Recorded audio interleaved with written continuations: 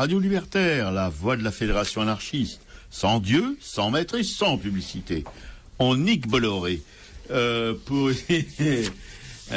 une émission à Raqqa consacrée aujourd'hui à François Le Goubin et Casimir Krakowiak, deux peintres de Schnorr. Nous, on est vraiment dans Schnorr à cette heure. Après notre visite historique à Coudekerque-Branche, un petit bled, mais alors craquant du Nord, dans la banlieue de Dunkerque. Voilà. Donc vous aurez Piquet-Coup vous parlera de François Le Goubin et ma pomme de Casimir Krakowiak, un mec un peu fondu dans mon genre, quoi. Voilà. Nous essaierons aussi au cours de cette émission, qui tend à prendre dans le PAF une place assez prépondérante, un regard en marge sur l'art, ça c'est relativement fastoche, et une dénonciation des sales coups de la politique politicienne. Alors là, c'est plus que fastoche. Voilà. Pour commencer aussi, pour vous mettre en bouche, comme on dit dans la restauration, une petite citation. Il faut peindre vrai. Il faut peindre... Non, pardon. Je commence par dire des bêtises. Il ne faut pas peindre vrai. Il faut peindre vraisemblable. Et c'est de Paul Gauguin, ce grand peintre bourgeois réactionnaire, que je déteste, mais j'ai été obligé de prendre cette citation, puisque nous allons, en tout cas, Piquet-Coup va parler d'un extrait du livre Noa Noa de Paul Gauguin, et le peintre Casimir Krakowiak était un fan de Gauguin, pauvre mec. Enfin bon, je l'aime bien quand même, hein, mais je veux dire, j'aurais préféré qu'il soit plutôt fan de quelqu'un d'autre que de Gauguin, par exemple de Pissarro, je sais pas moi, de qui encore. Ouais, mais enfin, il serait pas parti à Tahiti. Non, il serait pas parti à Tahiti avec son vélo, avec sa moto ou avec son moto. Voilà. Donc on va parler de tout ça. Piquet-Coup vient d'être performante comme d'habitude. Avant, il y aura le presse-papier. Le papier de Piquet-Coup sera consacré aux boutiques gratuites. Là, elle va faire dans le positif pour une fois, hein. Pas vous tirer des larmes. Par contre, moi, ça va être autre chose. Ça va être un petit topo sur les entrepôts où des esclaves se tuent tous les jours pour le plus grand bien du grand capital, comme disait le camarade Marchais. Voilà, moi je vous dis bonjour tout le monde. Et avant justement de nous entendre raconter tout ça, je rappelle le numéro du studio, le 01 43 71 89 40 pour nous joindre pendant les pauses musicales. Là, vous êtes à bord d'un vol Air France pour pas péter.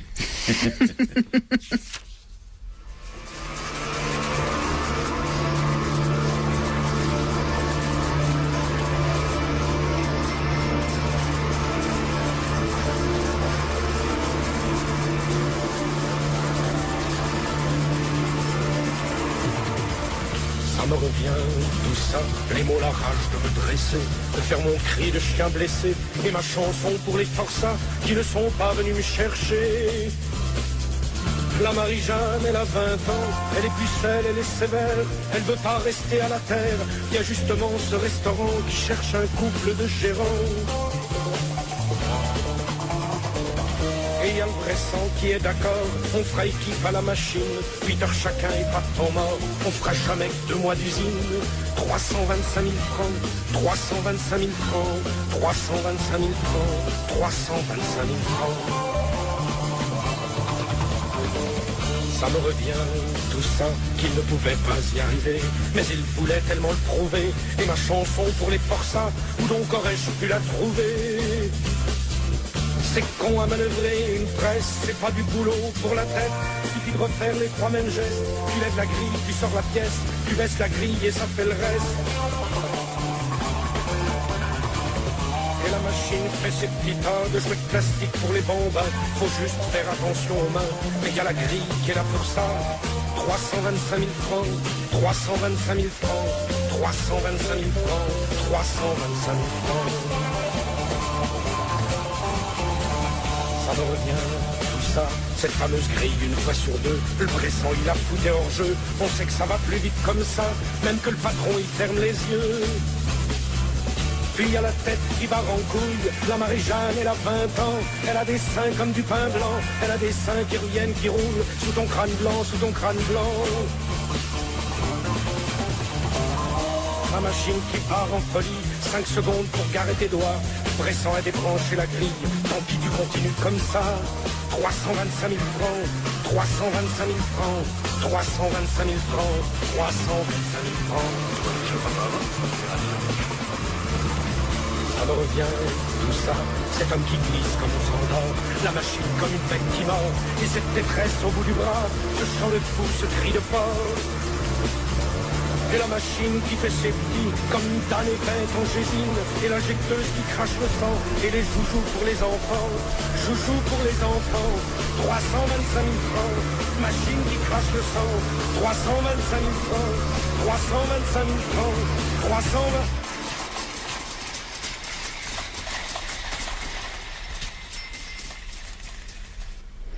C'était Marc Augeret qui interprétait 325 000 francs. Oui, inspiré d'un magnifique livre de Roger Vaillant. Voilà, si vous pouvez le lire, je vous souhaite une bonne lecture. Un truc que j'ai lu quand j'étais adolescent, ça m'a formé un peu. Ouais, avec, on va parler tout de suite du presse-papier de la semaine, le mien en tout cas, qui concerne les entrepôts. C'est ce qui nous a guidés pour choisir cette chanson qui est assez proche, parce que les entrepôts, il n'y a pas des machines qui vous coupent les bras ou qui vous broient les bras, mais ça revient au même, puisque ça vous fait des handicapés à la sortie, quoi. C'est dans les coulisses des grandes centrales d'achat, Amazon, Fnac, mais il y en a d'autres, Auchan, compagnie et tout ça, voilà. Carrefour et trucs, et des grands centres commerciaux, des ouvrières et des ouvriers s'échinent dans ces immenses entrepôts, qui pousse évidemment en périphérie des villes et dans les territoires ruraux. Voilà. Il y a des villes aussi dans les territoires ruraux. Bon. Invisibles, ces salariés sont aussi téléguidés par des logiciels via des casques audio. Voilà. Alors, pourquoi je vous en parle? Parce que j'ai une jeune camarade proche de moi, une trentaine d'années, une jeune femme, quoi, ont subi plein pot les conséquences physiques, voilà. Pas morales, parce qu'elle a un moral d'acier, mais bon, physiquement, elle peut plus bouger, quoi, pratiquement. Après avoir travaillé justement dans ces grands entrepôts, à faire des palettes, défaire des palettes, voilà, avec un appareil qui s'appelle une espèce de truc électrique, là, un chariot qui transporte ces choses-là. On les appelle des caristes, les gens qui s'occupent de ça. Enfin, toute la journée, ils font des gestes répétitifs, voilà. Ils préparent aussi les commandes, parfois. Donc, cette jeune femme, elle pouvait se soulever des poids considérables. Voilà. Et c'est pas un athlète, elle est pas capable c'est pas non plus une haltérophile ou une lanceuse de poids, voilà. Elle mesure 1m53 environ, voilà, vous voyez le genre. Bon. Et, voilà, c'est avant tout de l'usure de l'usure. L'usure, c'est insidieux, hein. Ça arrive pas tout de suite, là, voilà. C'est à force. Eh ben, il y a un moment où la rupture s'opère, et ça peut se passer chez soi. Ça a été son cas, le soir. Quand on sent qu'on ne pourra pas aller bosser le lendemain. Voilà. Ça se passe comme ça. Alors évidemment, ils ont avant, si vous voulez, les ouvriers qui travaillaient dans ces entrepôts, les ouvrières et les ouvriers. Enfin, les ouvrières, ils les font soi-disant pas travailler dans les entrepôts comme les hommes, quoique cette jeune femme, elle était dans un entrepôt où il y avait des hommes et des femmes qui travaillaient. Alors évidemment, souvent des travailleurs immigrés, bien sûr, ils sont corvéables et à merci, un peu plus que ceux qui sont pas immigrés. Enfin bon, c'est quand même un leurre, ça aussi, parce que les uns et les autres, ils subissent les mêmes dommages corporels, voilà. Et donc, alors ils disent que, évidemment, que pour les femmes, elles s'occupent de tâches qui concernent plus particulièrement les femmes, comme des palettes de cosmétiques, de vêtements, etc., etc. Mais enfin bon, c'est les habituelles turpitudes du grand capital, voilà, qui n'hésite pas, si vous voulez, qui est passé maître dans l'art de camoufler les choses, de les truquer, voilà, pour faire croire que. Bon. Alors, ils sont télécommandés, ces gens-là. Ils ont tous des casques audio, comme je vous le disais au début de ce petit papier, et une voix féminine à l'intérieur, très agréable. On dit, bon, vous allez charger l'appareil ici, vous allez la mettre là, vous allez... C'est-à-dire que, en permanence, ils ont ça sur les oreilles, et en permanence, ils doivent, évidemment, opérer les travaux que leur demande cette voix anonyme et charmante. Voilà. Il y a même plus maintenant, c'est plus même plus des comme on les appelait avant, des contre-coups qui leur donnent les consignes. Non, c'est voilà, c'est dans l'oreillette. Alors évidemment, il n'est plus question de ranger sa palette correctement comme on le faisait un peu avant, c'est-à-dire que quand il n'y avait pas ces fameuses oreillettes, les ouvriers choisissaient les colis, l'ordre des colis qu'ils allaient mettre sur leur palette pour avoir une palette équilibrée qui se casse pas la gueule. À la première secousse, maintenant tout ça c'est fini. Bon, il y a bien sûr des ouvriers qui truquent. Encore, il y en a qui laissent causer la machine et puis qui font ce qu'ils veulent. Mais bon, ça c'est pas toléré vraiment par l'encadrement qui veut que tout roule encadré. Voilà, ils veulent tout sous contrôle. Mais bon, l'objet de ce papier, c'est pas de vous décrire tout ce que ces ouvriers doivent subir de contraintes en quelque sorte informatiques ou numériques. Non, c'est vous parler surtout des conséquences sur leur physique et aussi des démarches complètement harassantes. Quand, par exemple, cette jeune femme, elle avait les bras paralysés, gonflés, les jambes, etc. Et puis ça passait d'un bras à l'autre, d'une jambe à l'autre, d'un genou, du dos, etc. Si bien qu'elle a un kiné qui n'y comprend plus rien. Il la soigne pour ici et ça se déclare à côté, etc., etc. Il est complètement catastrophé parce qu'il faut dire, elle a une trentaine d'années, pas plus près de 30 que de 40, hein, voilà. Et alors, mais seulement il y a ça, et puis après il y a le truc des assurances maladie, vous voyez. On essaye de lui piquer une semaine parce que oui, soi-disant qu'elle s'est pas déclarée dans les temps réglementaires, alors que c'était faux. Elle avait tous les papiers l'attestant parce qu'elle est pas folle, la guêpe, elle envoie tout en recommandé. Alors c'est se déplacer dans les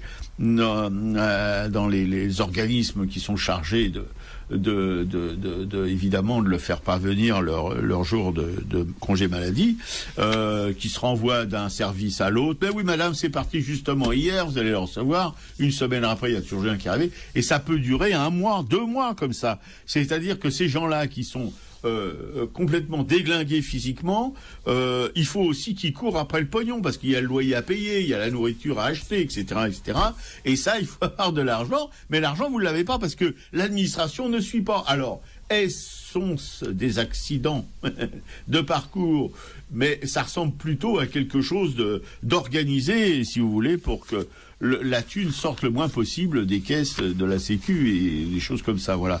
Je vous dis, alors, ça s'arrange, mais au bout, parce que d'abord, il faut être vraiment un chien, puis s'accrocher au cul de ces gens-là, et puis au bout de quelques semaines ou de quelques mois, parfois, toutes les choses rentrent dans l'ordre, là, mais imaginez déjà le désarroi d'une jeune femme, parce que je vous cite un cas précis que je connais, mais ce cas-là, il est répété un nombre de fois.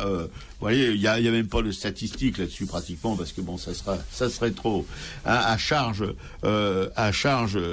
des exploiteurs du patronat. Maintenant, c'est vrai, c'est plus des exploiteurs, hein, c'est des gens gentils, coopératifs et tout. Voilà. Alors prendre ce vocabulaire pour parler des patrons, c'est vraiment dépassé. Hein. Maintenant, c'est autre chose, hein, dans ce pays social libéral à tout craint. Voilà.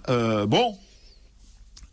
Pour cette jeune femme, ça semble, pour l'instant, s'arranger un peu. Je dis après des mois de bagarre, moi j'ai pu suivre ça d'assez près, hein. Mais si vous voulez, heureusement, elle sait écrire, c'est une bachelière, enfin, elle sait lire et écrire, compter, etc. Mais dans ces entrepôts, comme je vous l'ai dit, il y a beaucoup d'immigrés, il y a beaucoup de gens qui sont qui parlent à peine le français, etc., etc. Et je me demande comment ces gens-là font pour s'en sortir. Vous voyez, ça doit être. Alors évidemment, les pôles emploi, les sécu et tout ça, ils ont tellement l'habitude de traiter avec eux, de les traiter comme des parias, là, sans problème, hein, que quand ils tombent sur quelqu'un qui est un petit peu plus résistant et puis qui sait un peu mieux se défendre, là, c'est moins drôle pour eux, mais aussi moins drôle, évidemment, pour la personne qui doit se battre. Voilà. Je voulais vous évoquer ça un peu avec vous parce que j'ai trouvé, en regardant ce qui se passait au niveau de cette jeune camarade, de dire que évidemment, cette misère ouvrière est vraiment complètement zappée, ignorée du grand public. Les médias à la botte des milliardaires, suivez mon regard, les Bolloré, les compagnies, etc. Cornaqués par le camarade Macron, vous voyez, et ben tous ces gens-là, ils ont intérêt à ce que ces informations restent confidentielles, et elles restent confidentielles. De temps en temps, il y a une petite déchirure dans la couverture, mais bon, d'une manière générale, non.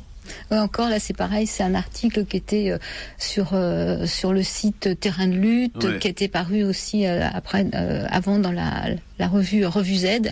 Donc effectivement, c'est une presse qu'il faut aller vraiment chercher. Oui, il faut aller vraiment la chercher. Et ceux qui vont vraiment la chercher sont des gens qui sont déjà convaincus qu'on vit dans un système pourri. Mais le grand public, lui, ignore tout à fait ces choses-là. Voilà. Alors c'est vrai que l'ancienne, c'est que les chômeurs, c'est les feignasses. Cette jeune camarade blessée physiquement gravement, c'est probablement une feignasse aussi qui feint sa maladie. Il y a des toubibs complètement incompétents aussi qui on se demande pourquoi ils font de la médecine, qui traitent ça vraiment comme des choses. Ils sont confrontés à des choses ordinaires. Sitôt que ça sort un peu de l'ordinaire, ils sont complètement largués. Voilà. Donc c'est une accumulation voilà. Ça commence avec des tâches inhumaines pour des gens qui n'ont pas la résistance physique voulue pour le faire. Ça continue avec l'incompétence quasiment ignominieuse des organismes de sécurité sociale, de toutes ces choses-là. Et puis ça continue avec les toubibs généralistes bidons et papapim. Ouais, parce que là, effectivement, même si ces tâches sont des tâches difficiles, là maintenant, l'humain est carrément robotisé. C'est-à-dire que le peu d'initiative qu'il pouvait avoir lui est complètement supprimé. Donc, on n'a même plus cette satisfaction d'avoir bien fait sa palette, d'avoir au moins fait son boulot, quoi. Ce qui est quand même important. Là, nous, on est complètement aux ordres d'une voix dans les oreilles, quoi. Voilà, qui a été cette voix. Tout a été organisé, contrôlé. Ils appellent ça la logistique, voilà. Et depuis que cette fameuse logistique, c'est un petit peu comme il y a la logistique pour ces choses-là, et pour les entreprises en général, il y avait une autre dans les hic comme ça qui était sortie, qui devait contrôler tout, etc. Bon, c'est un nom qui m'échappe encore, mais enfin dans le même genre. Et voilà. Et depuis que toutes ces choses-là sont rentrées dans le monde du travail, et ben c'est quelque chose de terrifiant pour les gens qui sont soumis, quoi. Comme là tu parlais de Macron, il y a une info qui me passe par la tête. J'ai une amie qui a écouté Gérard Filoche sur France Info la semaine dernière et qui est invité parce qu'il a fait un blog Macron démission. Donc il y a une pétition à signer. Je sais pas ce que ça peut valoir, mais bon, pourquoi pas effectivement y a posé sa signature tout de même, quoi. Bien sûr. Voilà, donc moi je vais changer de registre pour une fois, justement. Je vais faire un presse-papier qui peut redonner le sourire ou même un peu d'espoir. C'était un article du Monde du 7 septembre 2015 qui liste des initiatives locales qui sont basées sur le don et la gratuité. Alors ce sont des boutiques sans argent, des boîtes à livres, des cafés suspendus pour le client suivant. Donc c'est la culture du don qui se développe quand même, par solidarité, mais aussi par rejet du gaspillage.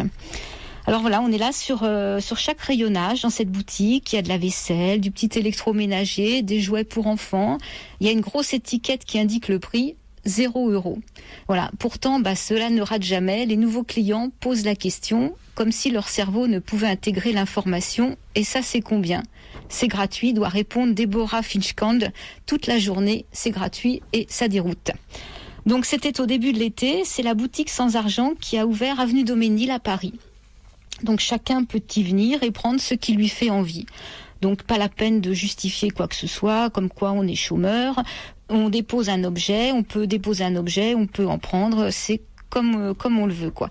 Visiblement donc doté d'une confiance en l'humanité aussi solide que ses soutiens institutionnels. Donc les soutiens, ce sont la région Île-de-France, les mairies de Paris et du 12e, la mairie de 12e qui prête le lieu.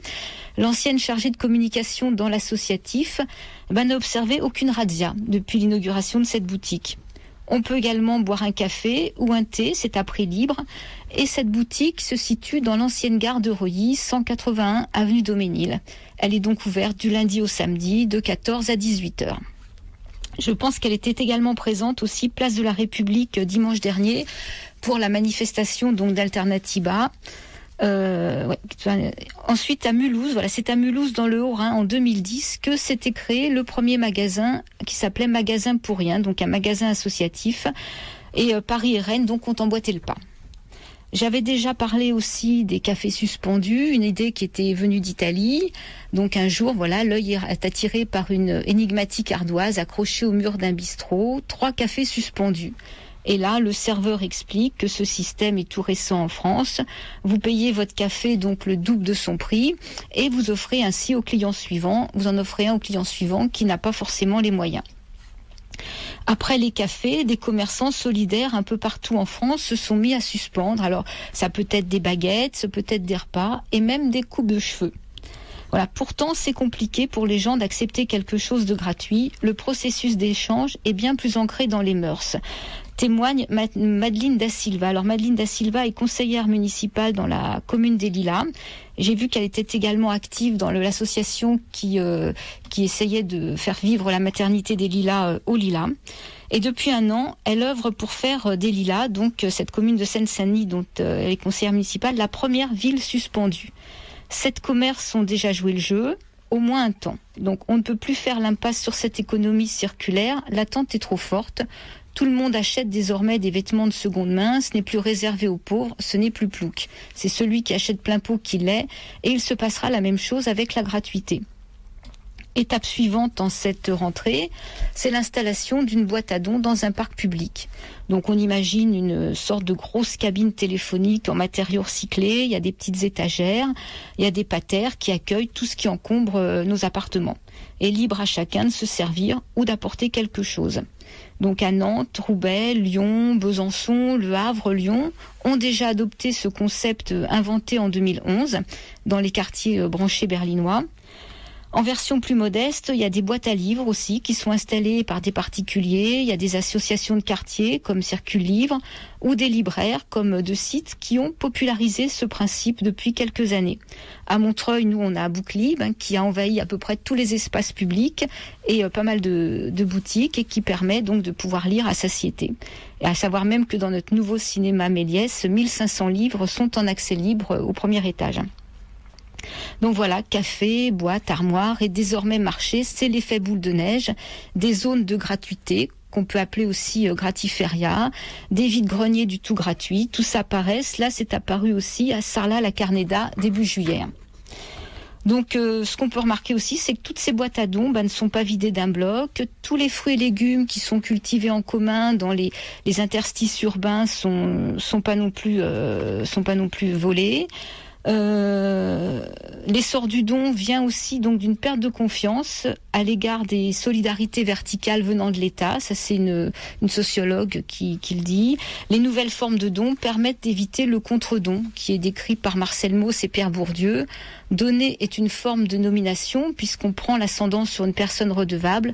Là, c'est anonyme, déconnecté dans le temps, donc on se débarrasse ainsi de cette dette. Alors il faut savoir aussi qu'il y a 24 millions de visiteurs annuels sur les sites de consommation responsable comme ConsoGlobe. Ça, c'est le service qui est le plus fréquenté de dons entre particuliers, où on peut trouver un peu de tout, que ce soit des chatons, des rollers, des cuisinières. Et parmi les 53 000 membres français du réseau mondial FreeCycle aussi, ça circule pas mal, don après don, nous changeons le monde. Bon. Donc j'ai répertorié plusieurs sites, ce sont des sites de dons entre particuliers. Il faut savoir qu'il y a des repères cafés qui existent aussi. Ce sont des gens qui se retrouvent dans un lieu et qui amènent leurs objets à réparer. Donc tout ça aussi gratuitement. Voilà, et qui avait donc Alternatiba ce week-end place de la République et qui a eu à peu près 60 000 visiteurs. Il y avait 360 associations qui étaient là. Qu'apparemment moi j'y étais pas, mais que l'ambiance était vraiment très bonne, quoi. Super, allez, précipitez-vous, boulevard Daumesnil. Avenue Daumesnil. Ouais, oui, avenue Daumesnil. Ouais, c'est l'ancienne gare de Reuilly, c'est sur la coulée verte, c'est un lieu sympa. Hein. Ah ouais. Bah, moi, j'aurais bien y faire un tour. Ouais, je pense qu'il faut aller les encourager. Alors, à un moment, elles avaient suspendu leurs dons parce que justement, il y avait peut-être un peu trop de choses, mais je crois que là, on peut à nouveau apporter des objets. Tu dis elles parce que c'est. Je crois que c'est 2 femmes qui tiennent ça. D'accord. Ouais. Okay. Oui. Encore.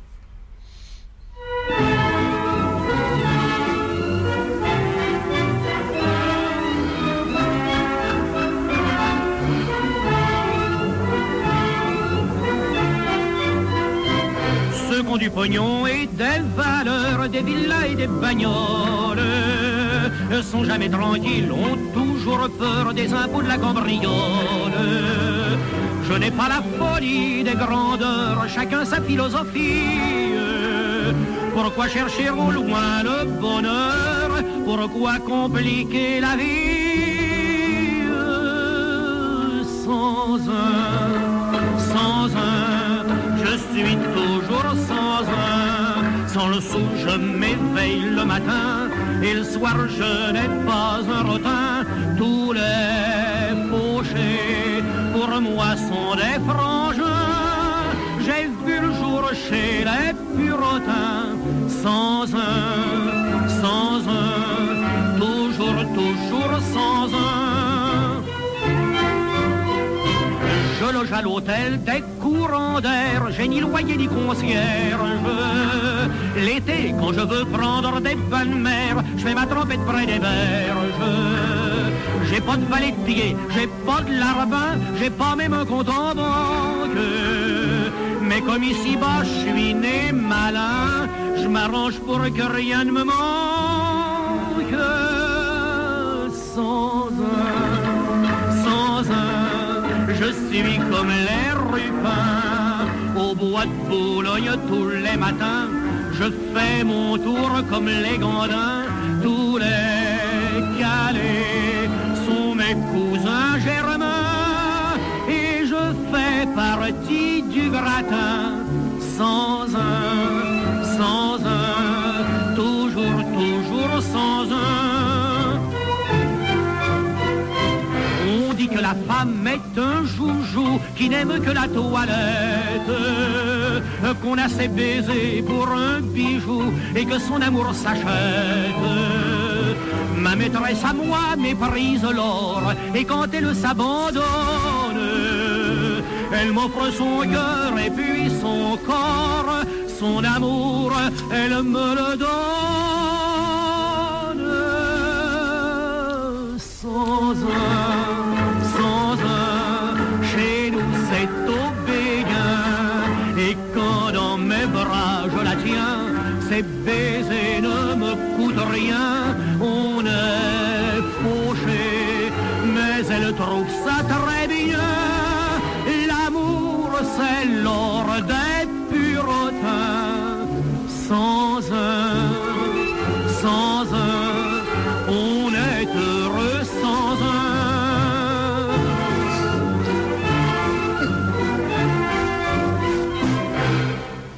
C'était Georgel qui interprétait Sans un. Ouais, ça fait du bien. Je sais pas si un signe de nos gloires de la chanson française sentait ça aujourd'hui, s'il aurait le succès que ça a dû avoir quand c'est sorti dans les années 20, 30. Ouais, là-bas. Allez, tout de suite, on va attaquer avec les choses, on va attaquer dans le gras, avec l'extrait du livre Noa Noa de Paul Gauguin, dont Pichécou va vous lire un extrait. Voilà, alors tout d'abord je voulais préciser donc que Noa Noa en tahitien ça peut être traduit par embaumé ou odorant, voilà c'est tout ce qu'exhale un peu Tahiti. Et Noa Noa est le récit du premier séjour donc de Gauguin à Tahiti, qu'il a rédigé à son retour en 1893. Bon, il mettra un peu plus de temps pour l'éditer quand même, mais il avait voyagé 2 années. Et en fait, quand il est rentré de Tahiti, il y a Durand-Ruel qui lui a proposé de faire une exposition, et comme son style pictural avait complètement changé, il était plus tellement compris, donc il a décidé de raconter un peu ce qui s'était passé à Tahiti, quoi. Alors le texte que je vais lire, c'était un texte qui a été après retravaillé avec le poète Charles Maurice. Et au dire des critiques, le texte s'en sortira un petit peu alourdi. En fait, ça alterne les phases de Paul Gauguin et de poète. Alors moi, j'ai quand même choisi un passage qui était raconté par Paul Gauguin. D'accord. Mes voisins sont devenus pour moi des amis. Je m'habille, je mange comme eux. Quand je ne travaille pas, je partage leur vie d'indolence et de joie, traversée de brusques passages de gravité. Le soir, au pied des buissons touffus que domine la tête échevelée des cocotiers, on se réunit par groupes où se mêlent les hommes et les femmes, les vieillards et les enfants. Les uns sont de Tahiti, les autres des Tongas, d'autres encore des Marquises. Les tons mats de leur corps font une belle harmonie avec le velours des feuillages, et de leur poitrine cuivrée sortent de vibrantes mélodies qui s'atténuent en s'y heurtant au tronc rugué des cocotiers. Ce sont les chants tahitiens, les hyménées.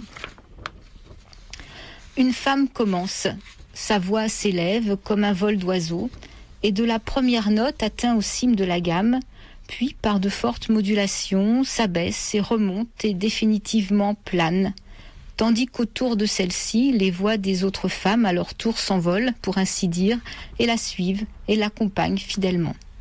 Enfin, tous les hommes, par un cri guttural et barbare, un seul, terminent en accord dans la tonique. Quelquefois, pour chanter et pour causer, on s'assemble dans une sorte de casse commune. On débute alors par une prière. Un vieillard la récite d'abord, consciencieusement, et toute l'assistance la reprend en refrain. Puis on chante, ou bien on conte des histoires, pour rire. Le thème de ces récits est très ténu, presque insaisissable. Ce sont les détails brodés sur cette trame, subtile par sa naïveté même, qui amuse. Plus rarement, on disserte sur des questions sérieuses, on fait des propositions sages. Voici celle que j'entendis un soir et qui ne laissa pas de me surprendre. Dans notre village, disait un vieillard, on voit par-ci par-là des maisons qui tombent en ruine, des murs délabrés, des toits pourris, entr'ouverts, où l'eau pénètre quand par hasard il pleut. Pourquoi ? Tout le monde a le droit d'être abrité. Ce n'est pas le bois, ce n'est pas le feuillage qui manque pour confectionner des toitures. Je propose que nous mettions notre travail en commun pour construire des cases spacieuses et solides à la place de celles qui sont devenues inhabitables. Nous y donnerons tous successivement la main. Tous les assistants, sans exception, applaudirent. Cela est bien. Et la motion du vieillard fut votée à l'unanimité. Voilà, pensais-je en rentrant ce soir-là chez moi, un peuple prudent et bon. Mais le lendemain, comme j'allais aux informations, m'enquérant d'un commencement d'exécution des travaux décidés la veille, je m'aperçus que personne n'y pensait plus. La vie quotidienne avait repris son cours, et les cases signalées par le sage conseiller restaient en ruine comme devant. À mes questions, on ne répondit que par des sourires évasifs. Pourtant, le froncement des sourcils soulignait de significatives lignes ces vastes fronts rêveurs. Je me retirais, plein de pensées en désordre, mais avec le sentiment que je recevais de mes sauvages une grande leçon. Certes, on avait eu raison d'applaudir à la proposition du vieillard, peut-être avait-on raison aussi de ne point donner de suite à la résolution prise. Pourquoi travailler ? Les dieux sont là, qui prodiguent à leurs fidèles les biens de la nature. Ouais. Oui, bien sûr, c'est à tout pour séduire, ce genre de choses, mais bon. C'est Tahiti, c'est une île perdue là-bas tout loin dans le Pacifique, alors que les réalités de l'Europe à ce moment-là sont tout autres. Les réalités, je veux dire, des classes, évidemment, pas des classes aisées, mais des classes populaires, voilà. Et Gauguin, il s'est un petit peu esbigné dans ces paradis, qui ne le sont plus du tout maintenant, malgré tout ce qu'on en dit, malgré ce qu'on chante Brel, etc., voilà. Ouais. Alors ça, c'est peut-être tout ça qui a quand même donné envie, effectivement, à notre Casimir de partir. Oui, bien sûr. Il aurait dû lire aussi Triste Tropique. Ça l'aurait peut-être un petit peu... Ouais, mais là, c'est plus au Brésil. Oui, non, mais d'accord. Mais c'est aussi cette idée qu'on a des paradis naturels, et ça n'existe pas, les paradis naturels. C'était Jacques Brel, Les Marquises. Oui, une magnifique chanson comme savait les écrire Jacques Brel. Mais bon, ça m'en fait pas revenir sur l'idée que je me fais de ces soi-disant paradis terrestres. Voilà. Par contre, Casimir Krakowiak, lui y a cru et il y est parti. C'était le rêve de sa vie, parce qu'il est plus très jeune, Casimir. Et il a toute sa vie, il a peint, il a sculpté. C'était une ode permanente, évidemment, aux Marquises, à ce qu'il faisait, à Gauguin, qu'il aimait, voilà. Et c'est il n'y a pas tellement longtemps, il est parti là-bas, voilà. Il a embarqué à Roissy, sur un volet Air Tahiti pour Papeete, où il allait faire escale avant de sortir de Marquise, voilà. Une fascination pour Gauguin qui remonte aux années 50-60, alors qu'il résidait au Auray à quelques encablures de Pont-Aven. Voilà. Mes premiers travaux, dit-il, inspirés de la Polynésie, ont été des sculptures en bois de rose pour décorer un tonnier, explique l'artiste, quand il était évidemment là-bas en Bretagne. Voilà. Avant de partir, Casimir Krakowiak avait ouvert les portes de son atelier qui regorge de créations, dessins à la sanguine, gravures, peintures, où éclatent les couleurs, sculptures en plâtre, sur bois, totems, assemblage d'objets, gadgets récupérés. Voilà. Il a l'œil, comme on dit, averti et une imagination qui a pas du tout les mains dans les poches. Hein. Il fait de chacune de ses trouvailles une création. Bon. J'entends des bruits dans mon casque. Il collectionne des gravures des prix de Rome valencinois. Et il cherche une gravure de son professeur René Leleu. Alors, on lance un appel sur Radio Libertaire. Si vous connaissez des gravures de René Leleu, qui était professeur de Casimir, vous lui faites signe, vous nous faites signe, on lui fera signe et on lui fera parvenir le truc. Enfin, l'info en tout cas. Voilà, alors bon, évidemment, son atelier pourri de peinture inspiré par l'exotisme des îles enchanteresses de Polynésie, hein. Voilà, Anako le papou, Tisbé la vieille vaïnée, Nano le tahitien, Nimo le pêcheur. Mais en France, c'est Antoine le pêcheur, hein, c'est aussi Yvon. Il y a aussi en France des choses comme ça, ou en Europe, bref. Avant son futur voyage, il a eu l'honneur d'accueillir la télévision venue filmer son univers singulier. Bah oui, la téloche, elle est toujours là pour les genres de choses. Hein. C'est un petit peu, comment dirais-je, un peu charognard, la téloche. Voilà, une autre bonne nouvelle, Krakow a appris qu'il allait figurer dans un dictionnaire allemand, bah dis donc, concernant les artistes du monde. Voilà, le texte a été rédigé par Jean-Claude Poinsignon. Qui c'est, Poinsignon, Dominique? C'est pas le rédacteur de La Voix du Nord? Non, c'est Bruno Wouters. Ah merde. Oh pardon, chers auditeurs, pour mon langage un petit peu trivial. On pense qu'à son retour, cet artiste globetrotter nouveau nous fera voyager et partager ses émotions dans ses prochaines créations. Bah oui, on peut émettre ce vœu, évidemment, et il n'y a pas de souci pour ça. On a vu, Pigekou va certainement mettre sur le blog un petit film très très court sur lui, vous allez voir le personnage, c'est pas triste. Bon. Alors, oui, il habite évidemment dans le Nord, il a une petite maison en briques, comme notre camarade Souvrage, au bord d'un petit canal d'ailleurs. On le voit avec son bitard là qui rentre chez lui. Il est assez marqué par le temps, hein. Évidemment, il a pas dû sucer de la glace tout le temps, le camarade Casimir, hein, comme beaucoup d'artistes, comme nous tous les rapinos, on a besoin de se soutenir, n'est-ce pas, Jean-Paul? Voilà, et évidemment, je veux pas le classer, mais je dirais, il fait penser plutôt à un artiste, comment dirais-je, outsider ou quelque chose comme ça, quoi. C'est pas vraiment. Je pense que c'est un autodidacte. J'ai pas vu qu'il il y a très peu de choses hein, sur son parcours. Très peu de choses, oui. Parce que bon, il est peut-être connu mondialement, mais enfin, c'est pas la vie des informations qui circulent sur le net. Voilà, pourquoi pas un jour, hein, c'est tout à fait possible. Mais c'est un travail, comme je vous l'ai laissé vous laisser entrevoir ou apercevoir ou entendre. Vraiment fortement inspiré inspiré des créations polynésiennes, enfin en tout cas de cet art polynésien.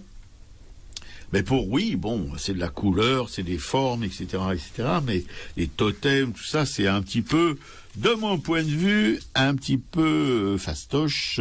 C'est pas vraiment une création qu'on peut qualifier de personnelle, quoi. Je vois pas, si vous voulez, une espèce de personnalité. Vraiment, on a pu voir ce genre de travail dans les différents lieux où on était là avec Piquet-Cou, où il y a des expositions d'art outsider ou d'art brut. Voilà, c'est un peu cette mouvance, voilà, qui est bon. Et assurément, le personnage est intéressant.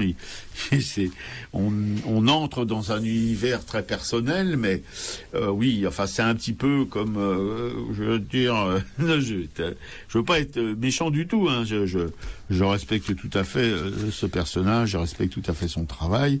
En plus, il est du Nord, voilà, et je pense que notre camarade Souvras le connaît. Donc, j'en demande pardon à mes camarades Souvras de pas dire exactement tout le bien qu'on pourrait attendre qu'on dise de lui, mais parce que moi je veux rester, j'essaye en fait de rester quand même assez, pas objectif parce que je déteste ce mot, mais enfin assez proche de ce que c'est, de ce que peut être la création, de ce qu'il peut y avoir d'intéressant dans la création ou de moins intéressant. Voilà, le travail, on a ici défendu des artistes qui ont un travail assez, comment dirais-je, assez peu ordinaire, mais bon, lui aussi, on peut dire que son travail est assez peu ordinaire, mais il est assez peu ordinaire, si vous voulez, si on se réfère à des conceptions de l'art plus classiques. Mais quand on est dans ce trip de l'art brut, de l'art outsider, etc., voilà, il fait partie de la tribu, mais bon, il est marqué quand même un peu par ce côté sain, primitif, quoi. Voilà. Moi, je suis toujours un petit peu en retrait. Je vous dis, à part le camarade, comment dirais-je, que j'aime beaucoup. Chez Sac, voilà, je radote un peu, mais lui, je comprends qu'il est sorti, il a fait quelque chose d'autre. Voilà. On peut pas le confondre avec un autre. Vous voyez un travail de Casimir. Vous pouvez pas dire c'est Casimir forcément, quoi. Je crois pas qu'il y a une marque Casimir vraiment, comme il y a une marque chez Sac, quoi, ou des choses comme ça. Voilà. Je parlerai pas du Buffet parce que du Buffet c'est un imitateur d'art brut et c'est pas ça qui est le plus intéressant chez lui.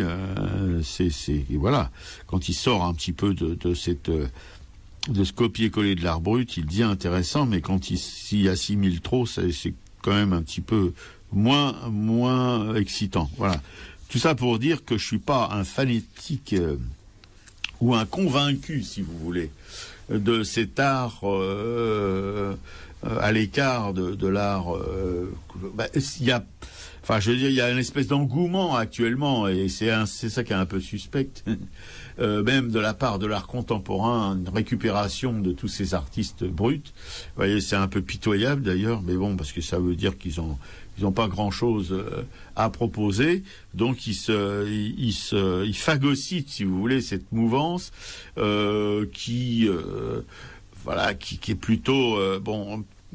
J'ai l'impression que pour les gens qui fréquentent l'art, si vous voulez, il y a un manque qu'ils essayent de combler si vous voulez, en mastiquant en mastiquant des artistes bruts, quoi. Non, je suis pas convaincu du tout. Il y a des choses évidemment qui sont étonnantes, mais c'est parce que quand on en arrive à confondre quelqu'un comme Souterre, c'est Souterre qu'on avait vu à la Maison Rouge, là, qu'on l'assimilait à un artiste brut, on ricane, quoi. Puis Piquet-Cou qui y allait il y a quelque temps, là, elle a eu une conversation avec une dame qui fréquentait le lieu, qui avait l'air de s'intéresser vraiment à l'art brut, et qui disait, ah oui, mais Souterre, c'est un artiste brut, papa, manque de peau, elle est tombée sur Piquet-Cou, qui lui a fait une conférence, et quand Piquet-Cou se lance dans une conférence, croyez-moi, faut s'accrocher au rideau. Donc, la bonne femme, elle elle a dû ressortir de là complètement lessivée, en se disant merde, je suis tombé sur quelqu'un qui s'y connaît, là j'aurais mieux fait de fermer ma gueule. Voilà, parce que évidemment que Sous Terre c'est tout sauf un artiste brut. Et il est présenté pourtant comme ça, alors que c'est un mec qui a fait des études artistiques, qui a même été professeur d'art plastique aux États-Unis, etc., etc. Enfin bref, vous voyez le foutage de gueule, quoi. Et il y a beaucoup d'artistes, certainement, aujourd'hui, qui sont des truqueurs de première, qui sont passés pour les artistes. Je crois pas que ce soit le cas de Casimir. Je crois que c'est un. Je pense pas. Non, je pense qu'il est dans son univers. Ouais, il avait ce rêve de Polynésie. Il l'a réalisé. Il en a ramené beaucoup de portraits. Je crois qu'il est content. C'est quelqu'un là-dessus qui n'est pas du tout dans le médiatique. Hein. Je pense qu'il dans le Nord, il le récupère aussi peut-être un peu parce que c'est un artiste local, donc il fait pas mal d'expositions un peu partout, à Valenciennes, dans toutes les villes un peu du Nord. Mais je pense que lui n'a pas du tout la grosse tête. La petite vidéo qu'on a pu visionner, que j'ai mise en ligne, il est là, il est dans son atelier, il prend une petite flûte. Alors je sais pas si c'est une flûte qui comme là-bas, parce que là-bas on appelle ça les vivots, les petites flûtes. Donc il nous fait un petit air de pipeau. Enfin c'est quelqu'un qui a l'air quand même tout à fait sympathique. Tout à fait, non, c'est pas. J'attaque pas le personnage. Je dis simplement mon sentiment, si vous voulez. Quand je regarde un art comme ça, ça me prend pas les boyaux, quoi. Voilà, c'est tout. Autrement, c'est tout à fait honorable de son travail. Et il est, je crois, aussi lui un peu récupéré par le système, quoi. C'est tout. Voilà, on va pas en faire non plus. Hein. Ouais, d'ailleurs, là sur un des articles, je lisais qu'il avait fait justement une rude papette, et il voit bien que la vie n'est pas si facile, puisqu'il remarque qu'il y a quand même de la pollution, qu'il y a beaucoup de circulation, qu'il y a des poubelles, donc il n'est pas resté dans l'idyllisme. Non, absolument pas. Et puis alors il y a d'autres. Ça, c'est les gens de Schnorr. Hein. Il y a aussi François Baudelot, Antonio Baudelmonte, un Valenciennois du sud de l'Italie. Voilà, il y a Casimir Krakowiak et Fou de Gauguin. C'est ça un petit peu qui me gêne. Voilà, Jean Parcy et Jean-Paul Souvras, tous ces artistes ancrés dans la région sont passés par la galerie du Bailliage, qui se trouve à Lille, je crois. La galerie du Bailliage, non, oui, il me semble. Oui, enfin bon. Voilà. Alors, Baudelot, par exemple, c'est une œuvre au crayon, voilà, mouvementée, sauvage, inquiétante. Baudelmonte, c'est l'artiste de la matière, voilà. Il dessine sur du papier qui emballe le rôti du dimanche ou l'enveloppe de Kraft, voilà, venu du bout du monde. Bon, Krakowiak, comme je viens de le dire, son maître, c'est les marquises. Il joue avec le trait, la couleur, voilà, c'est des décors. Je vous en ai déjà parlé, je vais pas en retartiner là-dessus. Et puis il y a aussi les objets de Parcy qui sont singuliers, voilà, des images de Souvras qui ressemblent à des contes pour grandes personnes inquiétants, dimension mythologique. Ça, on vous en a déjà parlé. Voilà, tout ça, c'est dans Schnorr. Et puis aussi, Casimir, il fait des estampes qui sont acquises par la bibliothèque municipale de Valenciennes et qui sont présentées dans différentes salles, la salle des Jésuites par exemple. Elles sont complétées de dessins prêtés par l'artiste. Voilà, c'est un autre aspect de son univers foisonnant et multiforme. Bon, il se cantonne pas donc, à la barbouille, etc. Il fait aussi, il est tout à fait complet dans son domaine. Hein. C'est pas du tout quelqu'un qui se cantonne à faire des barbouillages comme ça, bien sympathiques. Non. On peut dire que c'est quand même un professionnel. Bon, voilà, c'est pas quelqu'un d'anodin. En tout cas, c'est pas un artiste qu'on peut voir comme ça et puis oublier. Non, il est d'une certaine manière assez attachant. Mais bon, encore une fois, il y a deux handicaps pour moi dans l'approche de cet artiste. C'est son admiration folle pour Gauguin, que moi je déteste follement. Et voilà. Et bon, puis si vous voulez, son espèce il est un peu quand même enfermé dans cette mouvance outsider. Voilà. Et toi, pour Gauguin, tu disais que tu avais lu un livre de Somerset Maugham qui du coup, t'avais pas arrangé l'image de Gauguin. Ah non, pas du tout, non. Et c'est vraiment... Tu peux nous rappeler le titre de ce livre, non? Non, je l'ai pas dans la tête. Là. Ah, attends, non, je l'ai pas dans la tête. Enfin, c'est un poche. On pourra vous en reparler si ça vous intéresse, mais oui, enfin, Mauve, il a fait il a brossé un portrait, mais vraiment terrible, de cet artiste. Et évidemment, dans la préface de ce bouquin, on signifie bien que c'est Gauguin qui est en cause, quoi. Voilà. D'abord un grand bourgeois, hyper égoïste, cruel, etc., etc. On voit ce qu'il a fait à Van Gogh, mais il a fait ça aussi à beaucoup de gens, à sa famille en particulier, ses enfants, etc., sa femme. Voilà, un arriviste, opportuniste qui a volé à Bernard son style, voilà. Parce que moi, de mon point de vue, c'est pas lui qui est le fondateur de l'école de Pont-Aven, mais plutôt Bernard, voilà. Et badaboum.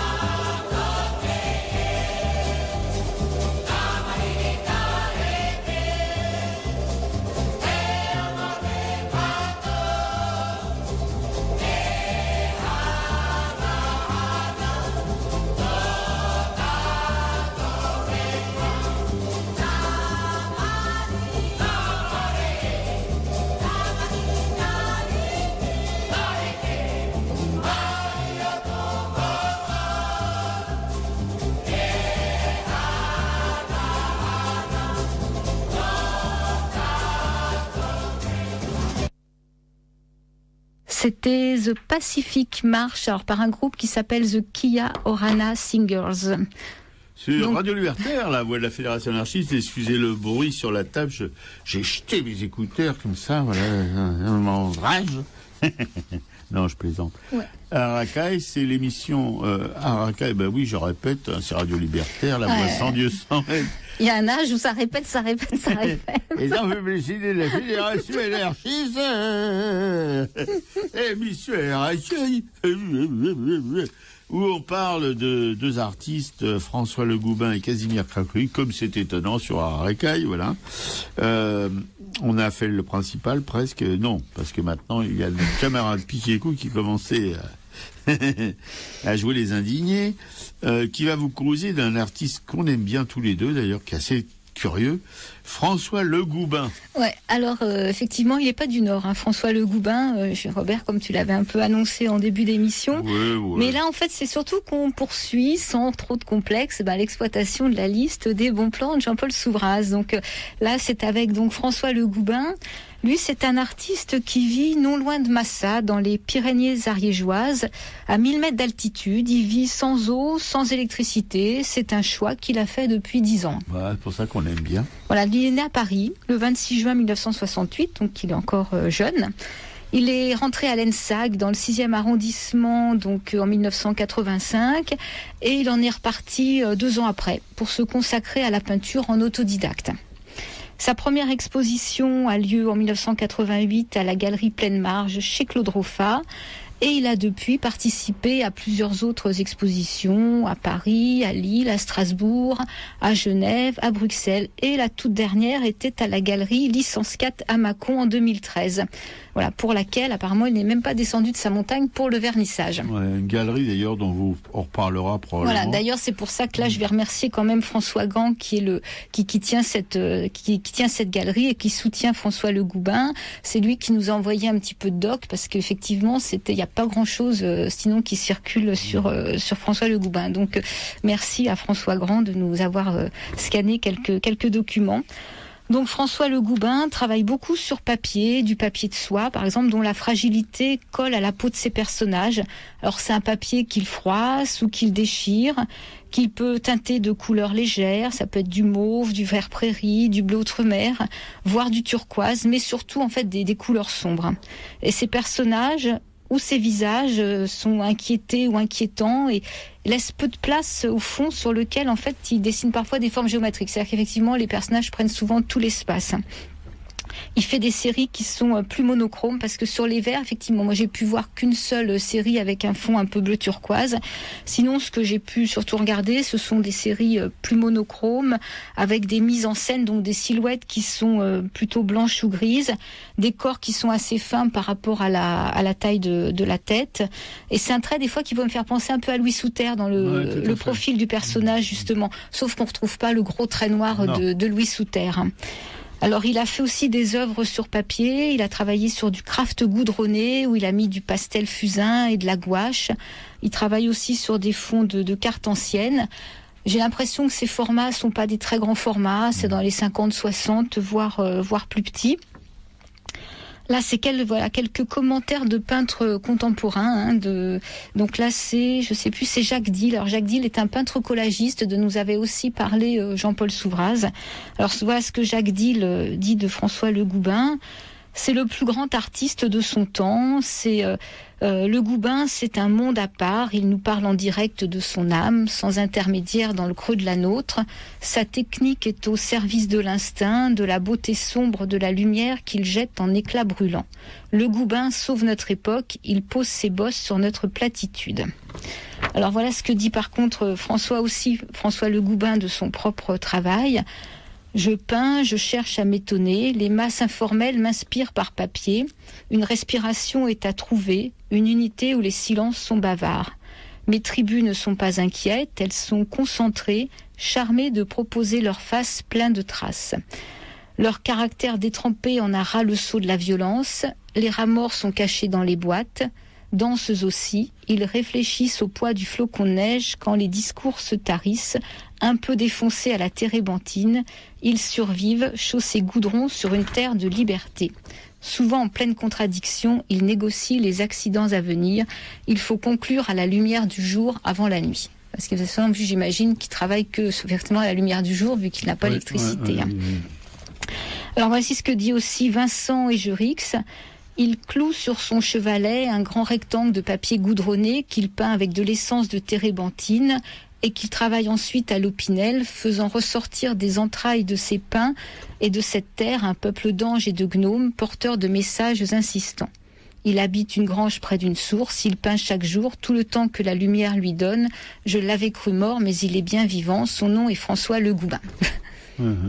Oui, c'est un personnage quand même assez peu commun aujourd'hui, parce qu'on peut retourner à la campagne, mais en général dans un confort relatif.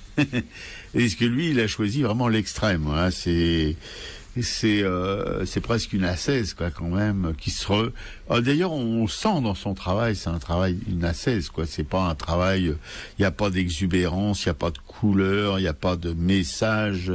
Voilà, sont des formes des noirs, des blancs, des gris. C'est très épuré.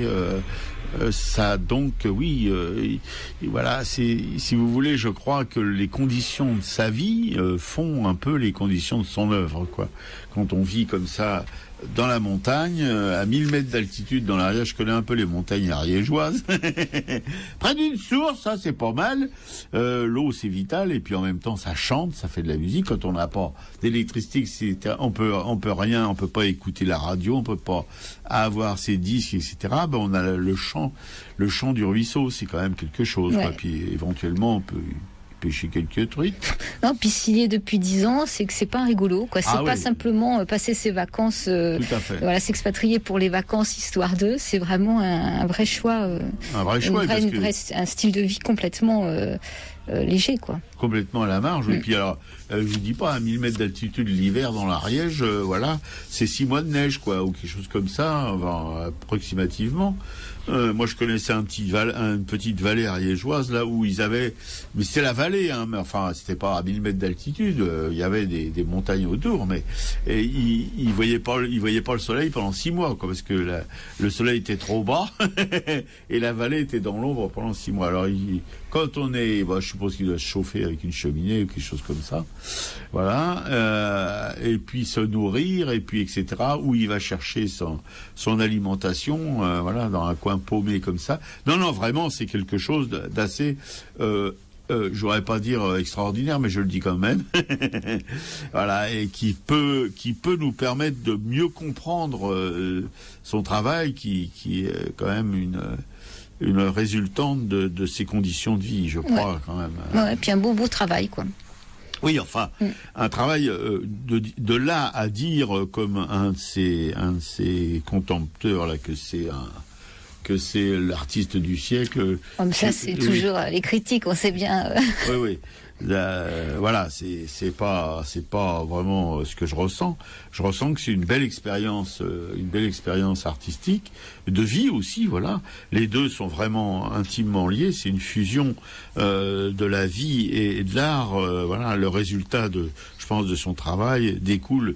Encore une fois, je radote, pardonnez-moi, découle de ces conditions de vie extrêmes quand même, quoi. Parce qu'aujourd'hui, moi c'est mon rêve, hein, je dis toujours 20 mètres carrés, ce qui fait... Là je m'esclave, m'esclave. C'est esclave quand, voilà. Moi c'est 20 mètres carrés ou 300, il n'y a pas de milieu. Parce que rien que ses tableaux et son matériel, il lui faut déjà 80 mètres carrés. Oui, bon, j'aurais dû le matériel, je ferais comme le Goubin, hein. Bon, on s'imagine. Non, c'est vrai que voilà, c'est quand même un rêve. J'ai tenté de le faire pendant un quart de siècle, mais ça s'est conclu par un flop, et dans des conditions de vie quand même moins spartiates. Voilà, même si c'était pas extraordinaire, il n'y avait pas de télévision, il n'y avait pas toutes ces choses-là, mais il y avait quand même de l'électricité, il y avait quand même de l'eau, même si les chiottes étaient d'un trou au bout du jardin, je veux dire, c'était dans le sud, voilà. Mais là, dans l'Ariège, si je connaissais pas l'Ariège, je pourrais pas trop en parler, mais comme je vois à peu près, je peux imaginer ces conditions de vie. L'été encore, c'est supportable, mais alors, à partir de l'automne, ça doit être terrible.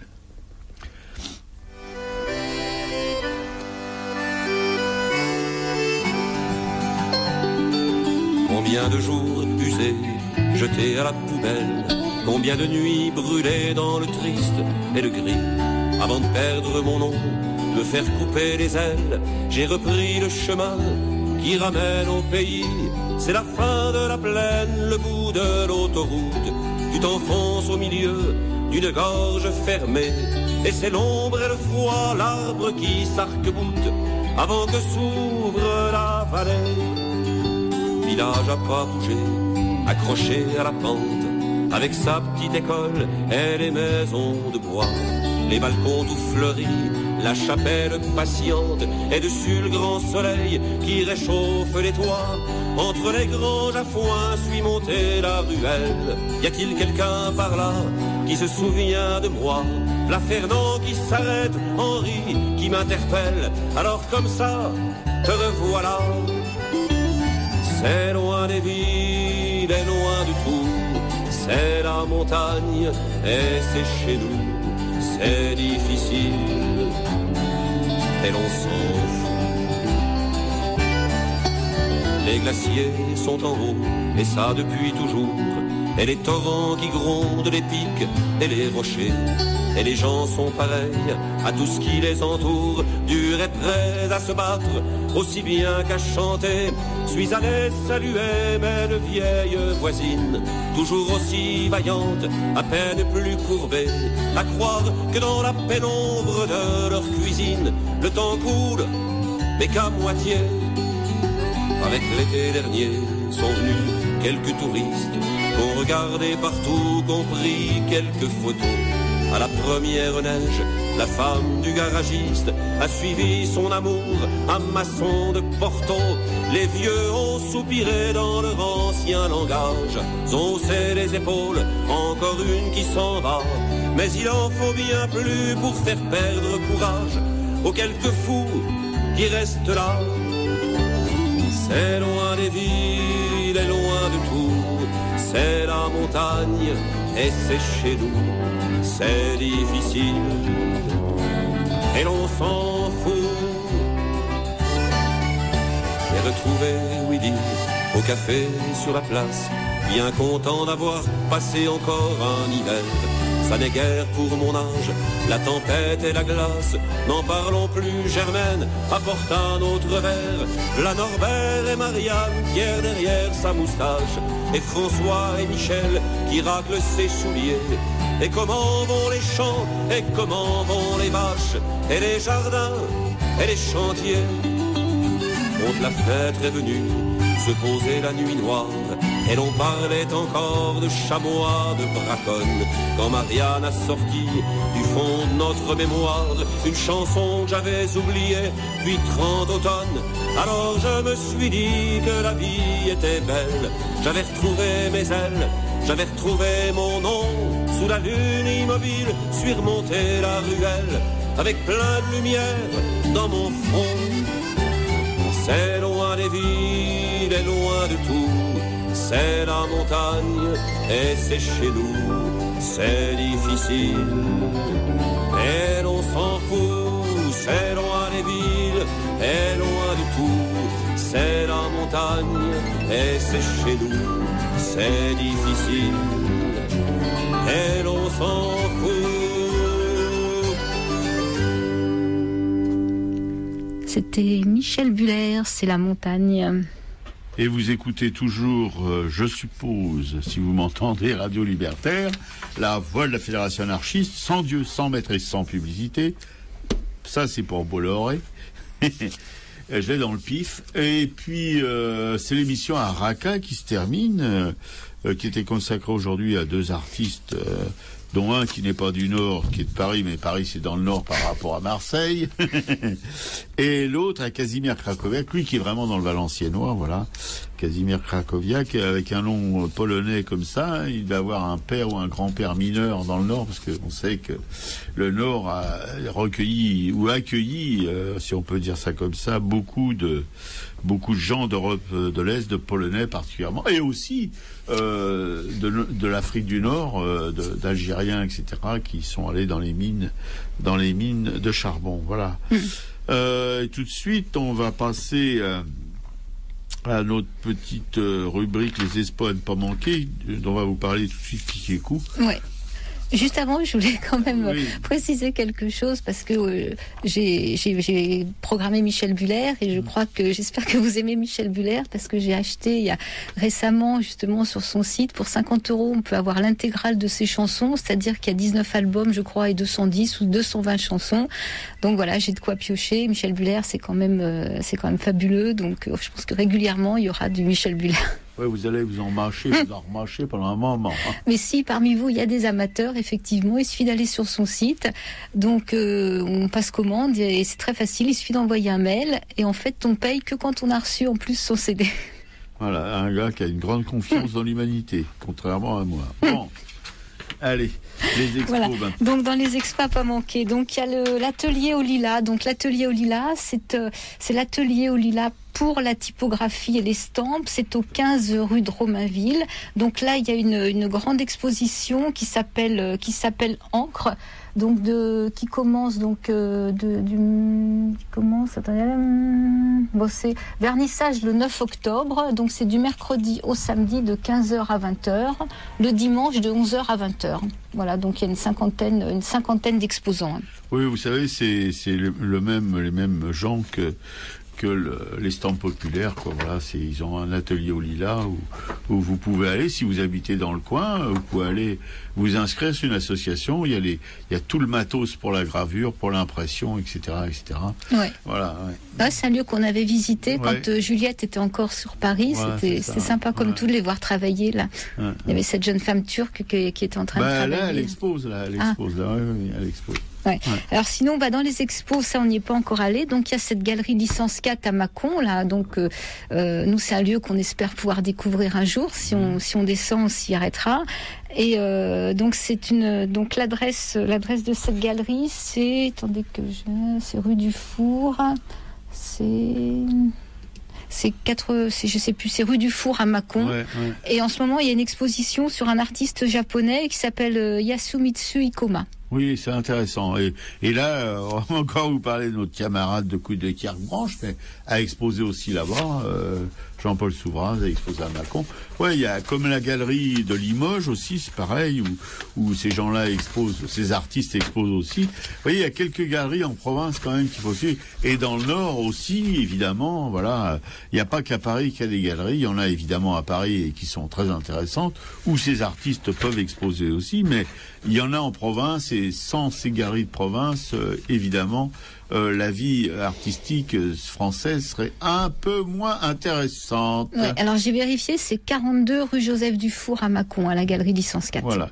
Il ne doit pas y avoir une foultitude de galeries à Mâcon. Hein. Bon, donc ça doit être assez facile à trouver. Puis Mâcon, c'est pas une mégapole. Hein. Voilà. Bon, écoutez, ces choses étant faites, je vous rappelle aussi à Paris la galerie Paul Alardouin, où on vous en parle assez régulièrement ici, on reçoit des nouvelles d'eux. Ouais. Voilà. Qui est ouverte ce dimanche, hein, je crois, c'est la fin de l'exposition. Non, c'était dimanche dernier. C'était dimanche dernier. C'est peut-être non, le 27, t'as raison, c'est fini. Ouais, c'est fini.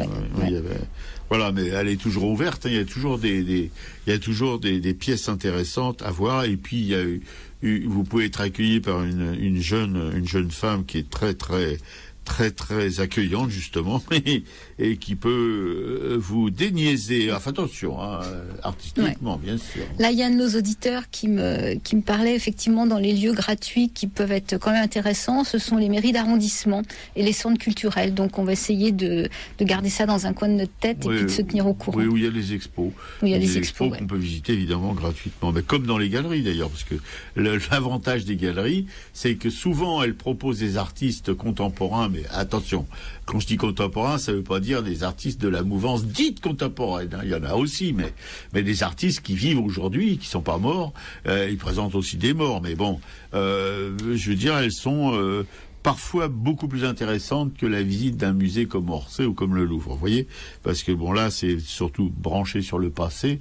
Le Louvre, c'est le passé, et puis Orsay, c'est branché 19e.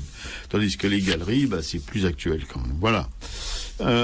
Sinon, comme on parlait du Nord, là, ce qu'on avait vu aussi récemment, c'est que le musée des Beaux-Arts de Valenciennes vient de réouvrir, je crois, après une année de travaux, et qu'il y a une exposition sur Watteau qui est né là-bas. Ouais. Et il y a des œuvres de Carpeaux aussi. Ouais, il y a Watteau qui est né là-bas et qui est mort à Neugeux-sur-Marne, à côté d'où j'ai mon atelier. Et tout de suite, je vous parlais des œuvres de la FA. Vous savez, ça c'est votre pénitence. Hein. Bon.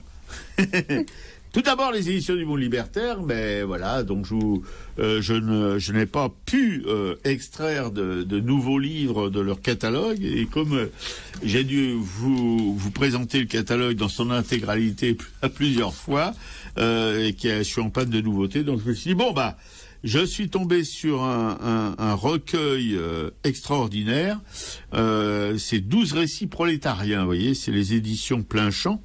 Voilà, c'est en province, encore une fois. Oui, je pense que c'est en province, édition plein champ, oui, il me semble. Et il me semble en province, oui.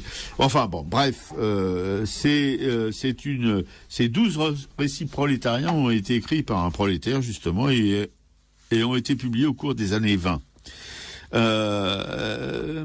Les récits du faubourg, ça s'appelle exactement, apportent un témoignage accablant sur la vie des prolétaires de la proche banlieue de Paris dans les premières décennies du XXe siècle.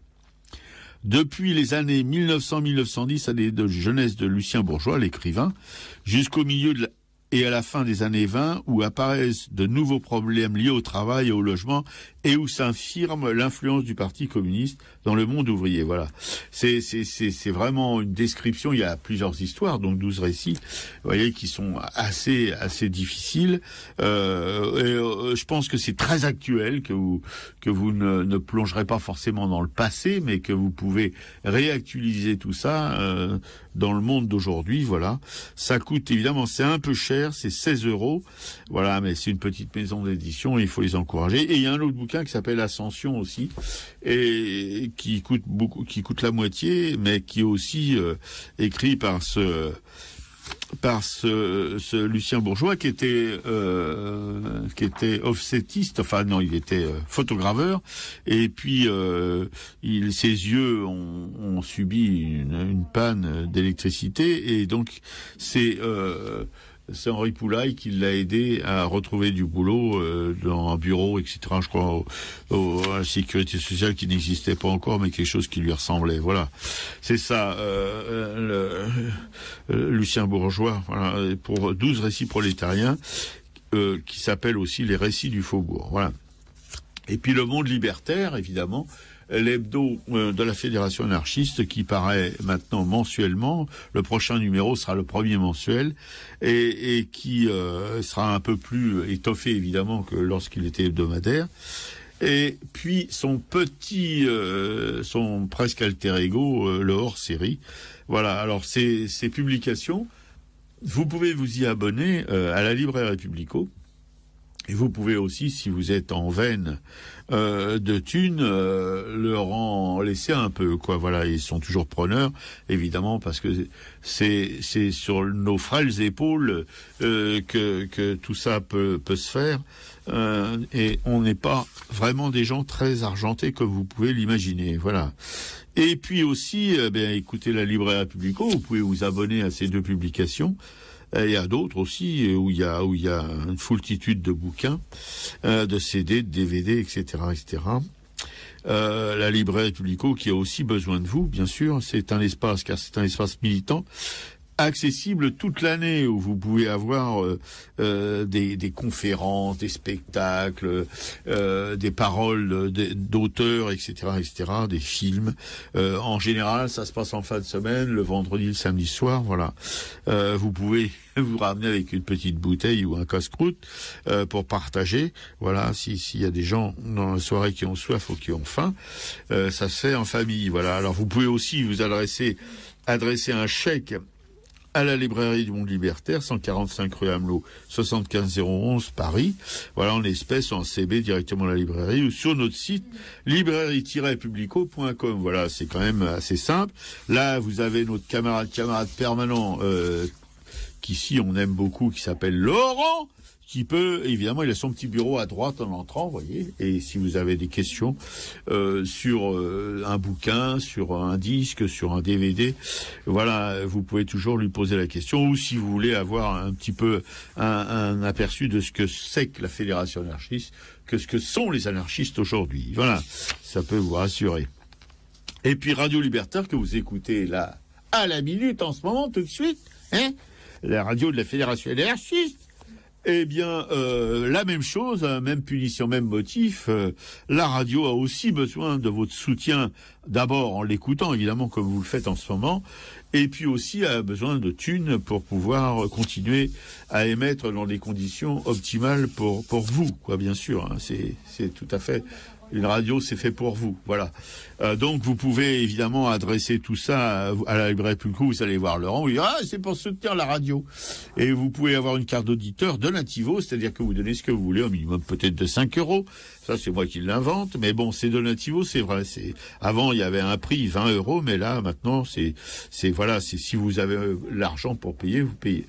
Et ça soutient et puis il y a aussi une souscription, et puis il y a aussi vos dons, évidemment, à la librairie Publico, à la radio, pardon, comme à la librairie Publico, comme au Monde Libertaire, voilà. On prend tout ce qui peut nous arriver. Bon, et on vous remercie. Et on vous souhaite une bonne continuation, comme on dit dans le peuple. Allez, continuez à bien vivre. Et puis nous, on se retrouve la semaine prochaine, ici même, dans le studio de Radio Libertaire, la voix de la Fédération anarchiste, sans Dieu, ça va être sans pub. Allez, tout de suite, une pause musicale avec Paco Ibanez, la Poesia es une arma cargata des futuro. Voilà, merci pour toutes vos interventions téléphoniques et votre écoute, et à la semaine prochaine. Salut au revoir. Les copines, salut les copains.